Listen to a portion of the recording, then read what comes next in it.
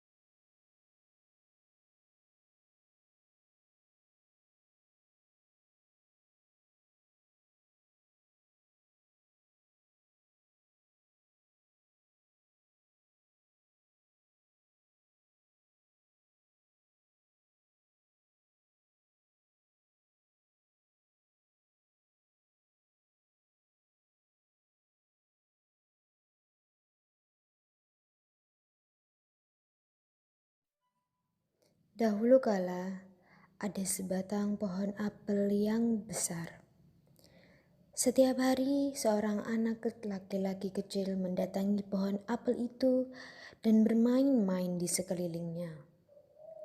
Ia juga memanjat pohon apel tersebut hingga sampai puncak.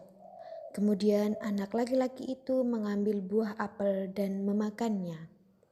Dan setelah merasa kenyang memakan buah apel, anak laki-laki itu pun tertidur di bawah naungan pohon tersebut.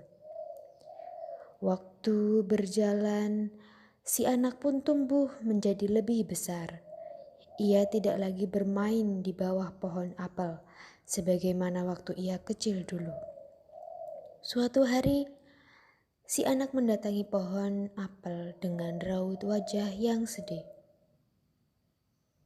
"Mari kita bermain," kata pohon apel. "Aku sudah bukan anak-anak lagi. Aku tidak bermain-main di bawah pohon lagi," kata si anak. "Aku ingin punya mainan dan aku membutuhkan uang untuk membelinya." "Maaf, aku tidak punya uang, tapi kau dapat memetik semua buahku dan menjualnya," kata pohon apel. Anak itu pun sangat senang dan segera memetik buah apel yang bergantungan di pohonnya. Kemudian pergi begitu saja meninggalkan pohon apel dengan perasaan sangat gembira. Dan seiring berjalannya waktu, si anak pun tumbuh semakin besar dan menjadi seorang remaja yang sudah berkeluarga. Suatu hari, si anak datang lagi menemui pohon apel dan pohon apel pun senang melihat kedatangan si anak sambil berkata, "Mari kita bermain-main lagi." "Aku tidak punya waktu untuk bermain-main. Aku harus bekerja dan menghidupi keluargaku sampai kami mendapatkan rumah untuk berteduh. Dapatkah kau membantuku?" kata si anak. "Maaf, aku tidak punya rumah, tapi kau bisa memotong dahan-dahanku untuk membangun rumahmu." Dengan perasaan gembira, si anak pun memotong semua cabang pohon dan pergi begitu saja meninggalkan si pohon apel. Sang pohon merasa sangat bahagia bisa dapat membantu si anak, meskipun ia harus menahan rasa sakit di tubuhnya. Namun setelah semua itu si anak tidak pernah datang lagi untuk menemuinya. Pohon apel itu pun merasa sangat kesepian dan juga bersedih. Di musim panas, si anak kembali datang dan pohon apel merasa sangat senang melihatnya. "Kemarilah, mainlah denganku," kata si pohon. "Aku lagi bersedih.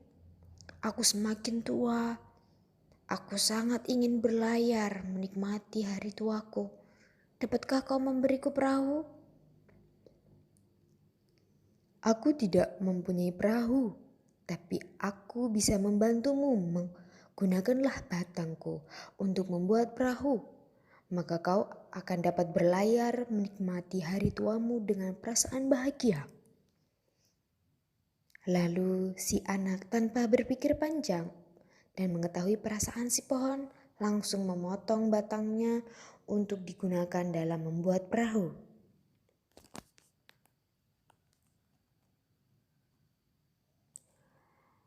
Si anak pun pergi berlayar dan lama tidak pernah kembali lagi.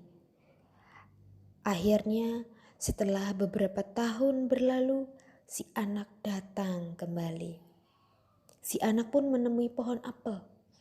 Melihat kedatangan si anak, pohon apel pun merasa senang sekaligus bersedih. "Nak, maafkanlah aku.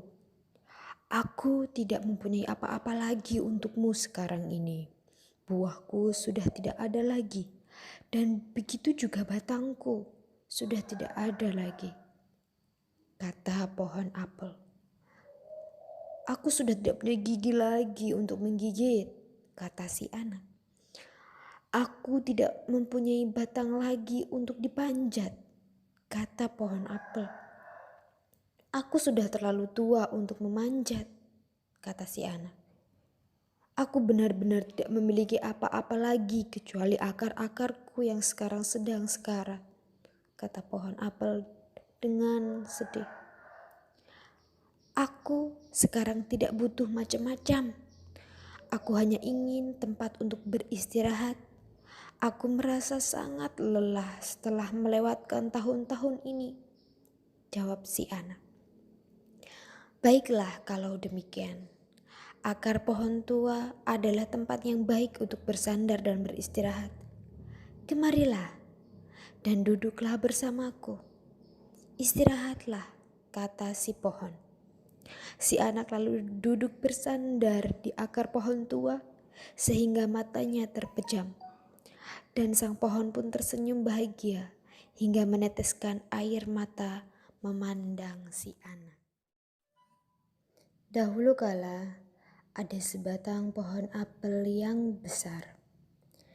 Setiap hari, seorang anak laki-laki kecil mendatangi pohon apel itu dan bermain-main di sekelilingnya.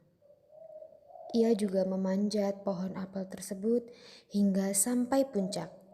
Kemudian anak laki-laki itu mengambil buah apel dan memakannya. Dan setelah merasa kenyang memakan buah apel, anak laki-laki itu pun tertidur di bawah naungan pohon tersebut.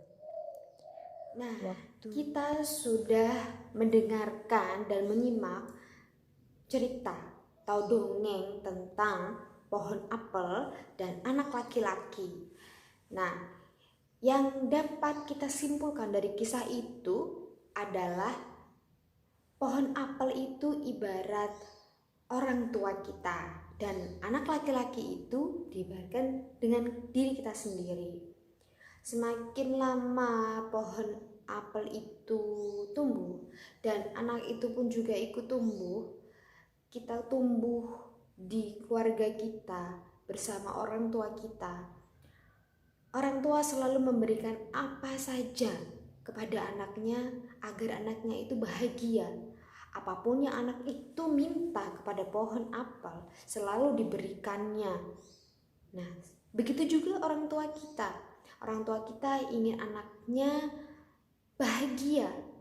dan apapun keinginannya selalu diberikan ke orang tuanya. Semakin lama, semakin dia bertumbuh dewasa, berbeda-beda juga kebutuhannya. Dan orang tua itu atau pohon apel itu tidak peduli dengan rasa sakit yang ada di badannya. Yang penting anaknya itu bahagia dan selalu memberikan apa yang anak itu mau.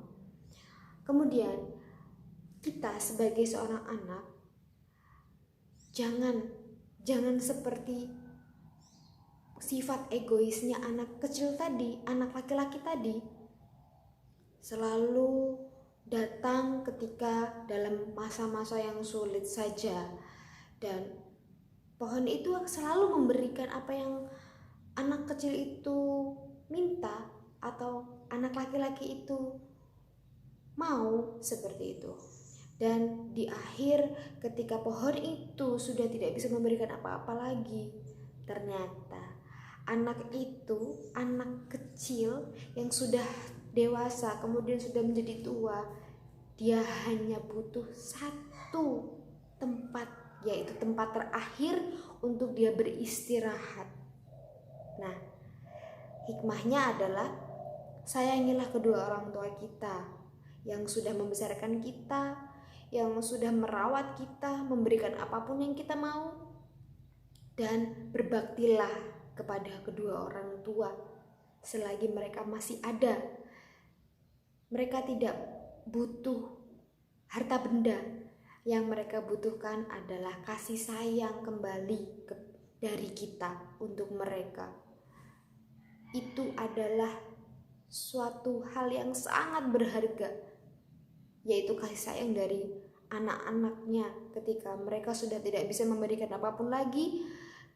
Giliran kita yang memberikan sesuatu untuk orang tua kita. Sayangi orang tua kita, berbaktilah kepada orang tua kita selagi mereka masih ada.